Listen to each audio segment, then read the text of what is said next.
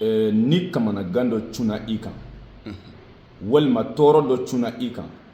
i bɛ fɛ ka wuli ka bɔ yen miniti kɔnɔna na ka wuli ka bɔ yen ɲɛtugu ni ɲɛyɛlɛ cɛ n bɛna dalilu d'i ma walahi bilahi kalina ala la n'i y'a kɛ a bɛ kɛ i b'i jija fajirida fɛ i bɛ filen kura ɲini filen min ma deli ka utiliser i bɛ nɔnɔ kɛnɛ k'a kɔnɔ i b'a ta i bɛ kul huwa Allahu kala la siɲɛ 11 i b'a fɔ bisimilahi rahmani rahim kul huwa Allahu ahadun Allahu samadu lam yalid wa lam yulad wa lam yakun lahu kufuwan ahadun i b'a kala la siɲɛ 11 mais i bɛna laban min kala i bɛna 11 min kala n'i ko kul huwa Allahu ahadun Allahu samadu i bɛ jɔ ye i b'a fɔ ala nin kamanagan in de bɛ ne kan ni tɔɔrɔ in de bɛ ne kan ni dekun in de bɛ ne kan n bɛ fɛ i k'a wuli ka bɔ yen teliya la ala n bɛna nin nɔnɔ in saraka ala ɲɛda kama n bɛ nin di denmisɛnninw ma ala n b'a ɲini i fɛ i k'a kɛ o saraka in kama n ka nin kamanagan in i k'a wuli quoi i bɛ sɔrɔ k'a tugu a la lam yalid wa lam yulad wa lam yakun lahu kufuwan ahad ni dugu jɛla e k'o nɔnɔ kelen ta i k'a saraka denmisɛnninw na wallahi nin ka teli kojugu o ye teliya da ye maa si tɛ nin kɛ k'a jɛ n'i ye nin k'i ka kamanagan na i ka tɔɔrɔ la i ka dekun na dekun min n'i ye diɲɛ bɛɛ yaala n'a ye i ma solution sɔrɔ a la e ka nin k'a la i k'a lajɛ Konate ye nin d'i ma ala kama i jija i k'a partager i ɲɔgɔnnaw k'a sɔrɔ ala ka barika don a la maa min bɛna kɛ nin kɔfɛ n y'a f'i ye maa min bɛ fɛ ka nafolo yɛrɛ sɔrɔ kunu faya kunu na teliya la k'a sɔrɔ i ma baara jugu kɛ i ma sitanɛ baara kɛ k'a sɔrɔ i ma kafiriya baara kɛ i ma don ala tanamada fɛ sura kelen pe kuranɛ kɔnɔ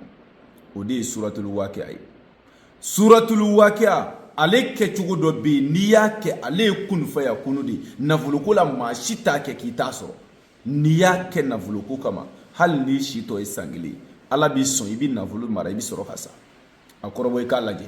ale saraka ye sɛjɛma den 3 de mais ale baara bɛ kɛ 30,000 n'a ka di i ka wari tilancɛ 15,000 ani ka sɛsɔngɔ sara an bɛ baara kɛ baara jaabi sɔrɔli kɔ i b'i ka wari tɔ sara i bɛ jamana o jamana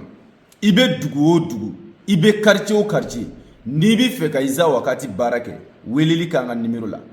+223 72 24 02 98 o ye Konate ka numéro de ye +223 72 24 02 98 n'i y'an wele na i ni garibukɛ bɛ ɲɔgɔn sɔrɔ n bɛ segin fayida in kan ni kungo dɔ balila ka cun i kan tɔɔrɔ dɔ balila ka cun i kan e bɛ fɛ ka wuli ka bɔ yen ɲɛtugu ni ɲɛyɛlɛ cɛ miniti kɔnɔna na quoi nɔnɔ kɛnɛ kɛ filen kura kɔnɔ min ma deli ka utiliser fajirida fɛ i k'a ta i b'i sigi n'a ye i bɛ kul huwa Allahu kala la siɲɛ 11 mais i bɛna 11 min kalan dɛ i bɛ jɔ sɔmadu yɔrɔ la i b'i ka kamanagan yira ala la i b'i ka dekun yira ala la i b'i ka tɔɔrɔ yira ala la